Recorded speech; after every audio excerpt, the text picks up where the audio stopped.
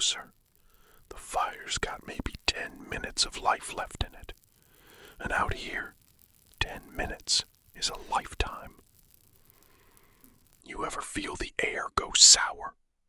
Not from the heat, not from the rot, but because the world decided it's done with you. It's a specific kind of quiet they talk about in the border towns. They call it the hum. It's not a sound you hear with your ears. You feel it in your molars. It's the weight of the sky closing like a rusted cellar door. The cicadas stop. The owls go mute. Even the wind, it hides. The desert smells like old copper out here, like a penny under your tongue. That metallic tang of ozone and sun-bleached bone. It gets into your clothes. It tells you the land is waking up, and it's realized you're trespassing. People come out here looking for liminality. They want the thrill of an empty rest stop at midnight. They want a play act at being lost. They think the desert is a stage. It isn't.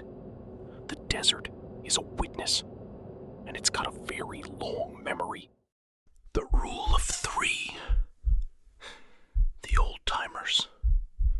The ones who've spent 40 years staring at the horizon until their eyes turn the color of dust. They live by it. It's not a superstition. It's a physics constant. If you hear it, if you hear your name called from the brush, you wait.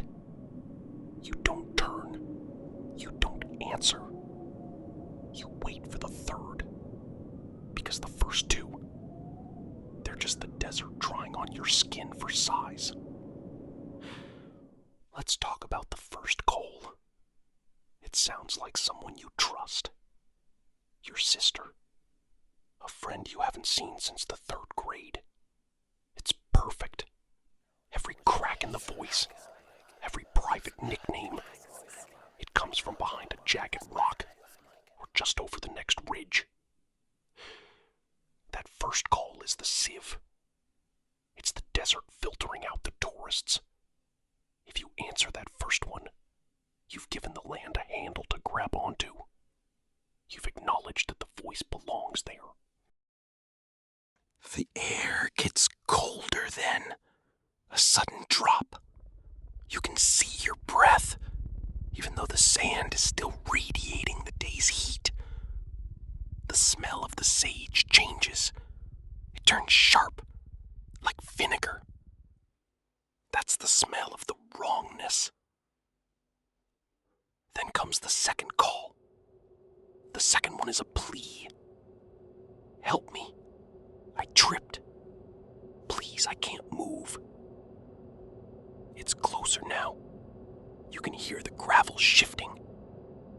But if you look, really look, the shadows are lying to you. Notice the shadow of that juniper tree. The moon is high, but the shadow is pointing right at you. It's stretching, reaching. The second call is the lure. It's designed to break your resolve. It wants you to leave the circle of the fire.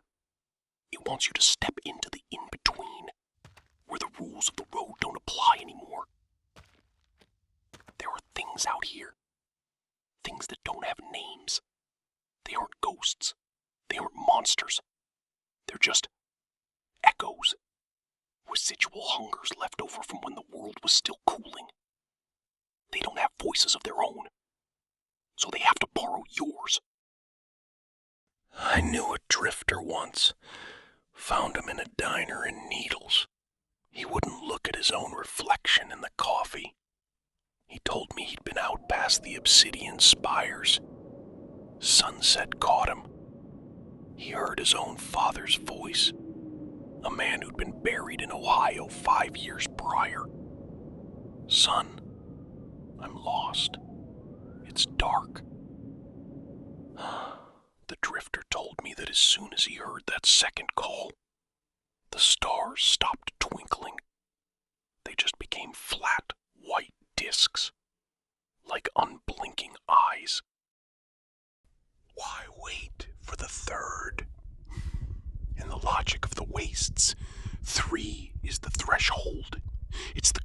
mission of the hunt. If the thing in the dark can say your name a third time, it means it's finally found the right frequency. It means it's no longer an echo.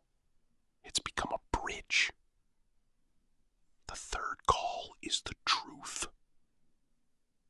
When the third call comes, the wrongness doesn't go away. It becomes the only reality. The stars stay flat.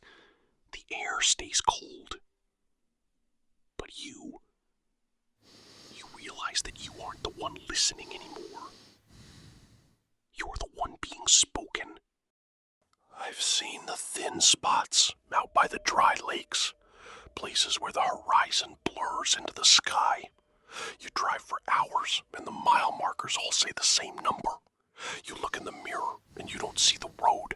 You see a version of yourself that stayed out there, a version with red sand in its lungs. That's the liminal trap. If you answer too soon, or if you look back on the third call, you're folded into the land. You become part of the geological record.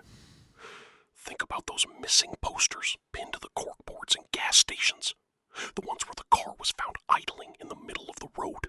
No tracks leading away. Just a pair of shoes left on the pavement. They didn't wait. They heard the second call, and they ran into the dark thinking they were being heroes. And the desert just closed the book on them. The fire's dead. It's just us in the night now. You think you're safe because you're listening to this in a room with a locked door. You think the high desert is 1,000 miles away. But the desert is a mirror. It doesn't need sand to exist. It just needs a moment of silence and a name it can borrow. Tonight, when you're lying there, when the house is quiet, and you're right on the edge of sleep, listen. That's the first one. Ignore it. It's just the wind in the vents. That's the second. Your heart is hammering now. You want to reach for the lamp. You want to check the hall. Don't. If you move, it knows you're awake. If you answer, it knows you're home. Wait. Just wait. If the third one comes, and it sounds exactly like you, then the desert didn't find you. You found the desert. The first two, they weren't for you. But the third is already inside.